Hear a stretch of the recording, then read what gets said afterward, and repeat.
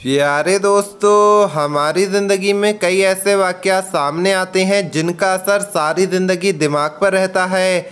हर रोज़ तकरीबन कोई ना कोई ऐसा वाक़या पेश आ जाता है जिससे इंसान इबरत हासिल कर सके, लेकिन आज का इंसान समझने को तैयार ही नहीं है। आज की इस वीडियो में हम आपको पाकिस्तान के ही एक इलाके में पेश आने वाले एक ऐसे वाक़ये के बारे में बताएंगे जिसे सुनकर आपके रोंगटे खड़े हो जाएंगे और आप बहुत ज़्यादा हैरान रह जाएंगे कि ये कैसे मुमकिन हो सकता है। प्यारे दोस्तों, वीडियो में आगे बढ़ने से पहले अगर आपने इस वीडियो को लाइक नहीं किया है तो वीडियो को लाइक करें। अगर आपने अभी तक हमारे यूट्यूब चैनल को सब्सक्राइब नहीं किया है तो चैनल को सब्सक्राइब करके बेल आइकन ज़रूर दबा दें। तो चलिए वीडियो शुरू करते हैं। दोस्तों, जब इंसान की मौत होती है तो अक्सर घर वालों को आपने कब्रिस्तान में या मैयत पर ये ऐलान करते हुए सुना होगा कि अगर आप में से किसी को इन साहब से जिनकी मौत हो गई है अगर कोई लेन देन करना हो तो हमें बताएं। हम यहाँ पर भाई, बेटे, चाचा, ताया या बाप मौजूद हैं। इसके लेन देन के हम जिम्मेदार हैं। किसी को कर्ज अदा करना हो या किसी को कर्ज लेना हो तो वो हमसे बात करे। हम लोग हर सूरत अपने इस घरवाले के हिस्से का कर्ज अदा करेंगे।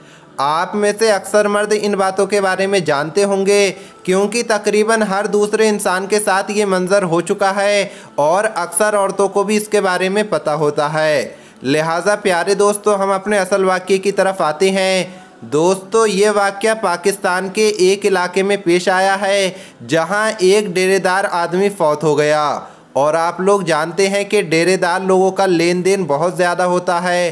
कितनों से पैसे लेने होते हैं और कितनों के पैसे देने होते हैं। ज़मीन, जायदाद, बैंक बैलेंस, प्रॉपर्टी, ना जाने क्या क्या मसाइल होते हैं। दोस्तों, जब डेरेदार का इंतकाल हुआ तो दूर दराज से लोग जनाजे में शिरकत करने के लिए आए। सारा गांव इकट्ठा हो गया और गुस्ल देने के बाद कफन दफन का मरहला आ गया। डेरेदार की मैयत को घर से उसके भाइयों और बेटों ने उठाया और कब्रिस्तान की तरफ लेकर चल दिए। अभी घर से निकले ही थे कि इतने में सामने से एक आदमी भागता हुआ आता हुआ दिखाई दिया। अपने चाल ढाल और लिबास से ये आदमी किसी भले घर का मालूम हो रहा था। सबको ये महसूस हुआ कि शायद ये डेरेदार का कोई दोस्त है जो किसी दूसरे इलाके से जनाजे में शामिल होने के लिए आया है।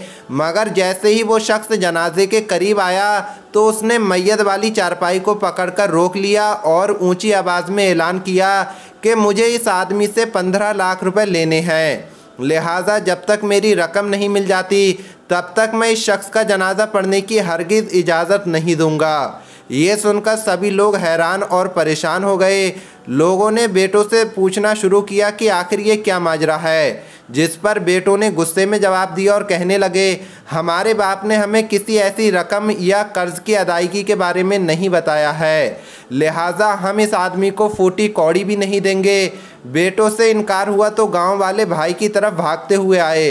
तुम्हारे भाई का जनाजा रुका हुआ है, वो शख्स ऐसे नहीं जाने देगा जब तक उसे उसका कर्ज वापस नहीं मिल जाता, लिहाजा इसके बारे में गौर करें। तो डेरेदार के भाइयों ने भी गांव वालों को ये जवाब देकर चलता कर दिया कि अगर बेटे कर्ज की अदायगी नहीं कर सकते तो हम क्यों करें, क्या हमारे पास ज़्यादा पैसे हैं, क्या हमारे पैसे हलाल के नहीं हैं। ये सुनकर गांव वालों को बड़ी मायूसी हुई और वो लोग आपस में सोचो विचार करने लगे। लोगों ने उस शख्स की बड़ी मिन्नत, समाजत की बड़ी खुशामद की, मगर वो आदमी नहीं माना और उसने रास्ते से हटने से इनकार कर दिया। वो शख्स जनाजा देने के लिए बिल्कुल तैयार नहीं था। उसका बस एक ही कहना था कि मेरी रकम अदा करो, फिर जहां मर्जी वहां जाओ। ये बात अब धीरे धीरे गांव में फैलने लगी। लोगों ने बातें बनाना शुरू कर दी और आखिरकार ये बात डेरेदार के घर तक पहुंच गई। अब तो पूरे गांव में हंगामा हो गया, मगर उसके बावजूद डेरेदार के बेटे कर्ज देने के लिए तैयार न हुए।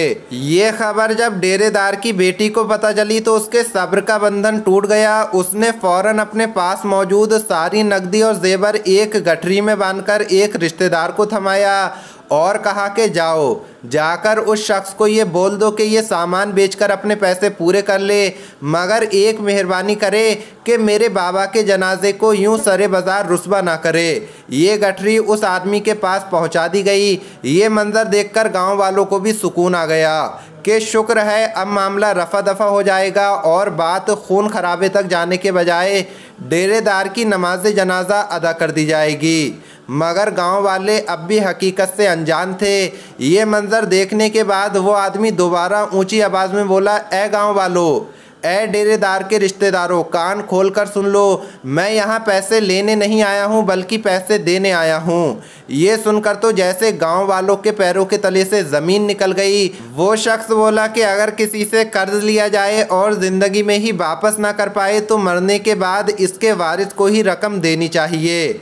लिहाजा जब मैं यहाँ पहुँचा तो सोचा अगर सीधा पैसे देने की बात कर दी तो हर रिश्तेदार ख़ुद को इनका वारिस कहेगा। लिहाजा मैंने यहाँ हकीकत जानने के लिए ये सब खेल खेला है और अब मैं इस नतीजे पर पहुंचा हूं कि डेरेदार की असली वारिस उसके बेटे या उसके भाई नहीं है बल्कि वो बेटी है जिसने अपने बाप की मैयत की बेहुरमती तक बर्दाश्त नहीं की और अपना सब कुछ मुझे बेच दिया। अब मैं 15 लाख रुपए भी उसके बेटों को नहीं दूंगा, ना ही भाइयों को दूंगा, बल्कि उसकी बेटी तक पहुंचाऊंगा ताकि वो हकीकत में वारिस वाला किरदार अदा कर सके। तो प्यारे दोस्तों, आज की इस वीडियो में हम आपको यही सब कुछ बताने वाले थे। ये वीडियो आपको कैसी लगी कमेंट बॉक्स में ज़रूर बताएं। अल्लाह हाफिज़।